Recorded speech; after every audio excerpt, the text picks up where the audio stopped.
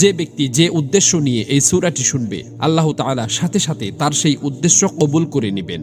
আলহামদুলিল্লাহ, এই সূরাটি দিয়ে লক্ষ লক্ষ মানুষ উপকৃত হয়েছেন, তাদের কাজ সফল হয়ে গেছে।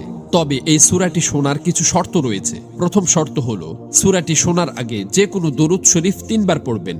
আপনারা চাইলে সাল্লাল্লাহু আলাইহি ওয়াসাল্লাম এই ছোট দরুদটিও পড়তে পারেন। দ্বিতীয় শর্ত হলো, সূরাটি শোনার সময় আপনারা আপনাদের আশা আকাঙ্ক্ষাগুলো অন্তরে রাখবেন। এরপর সূরাটি প্রথম থেকে শেষ পর্যন্ত শুনতে হবে। কোনোভাবে সূরাটি অসম্পূর্ণ রেখে যাবেন না। যদি অসম্পূর্ণ রেখে যান, তাহলে আপনাদের কোনো কাজই সফল হবে না। এজন্য সূরাটি মনোযোগ দিয়ে প্রথম থেকে শেষ পর্যন্ত শুনুন। ইনশাআল্লাহ এই সূরা শেষ হওয়ার আগেই আপনাদের সকল কাজ ঠিক হয়ে যাবে, মনের সকল আশা আকাঙ্ক্ষা পূরণ হয়ে যাবে। বিশ্বাস না হলে একবার শুনেই দেখুন, নিজের চোখেই বিশ্বাস করতে পারবেন না।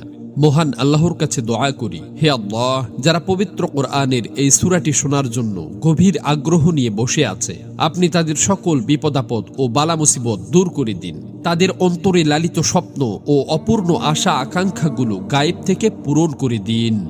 আমিন। কমেন্ট বক্সে আপনিও আমিন লিখে দোয়াতে শরীক থাকুন, কেননা কে জানে যে কার দোয়া কখন কবুল হয়ে যায়। তো চলুন সূরাটি শুনে নেওয়া যাক। أعوذ بالله من الشيطان الرجيم. بسم الله الرحمن الرحيم. سورة أنزلناها وفرضناها وأنزلنا فيها آيات بينات لعلكم تذكرون.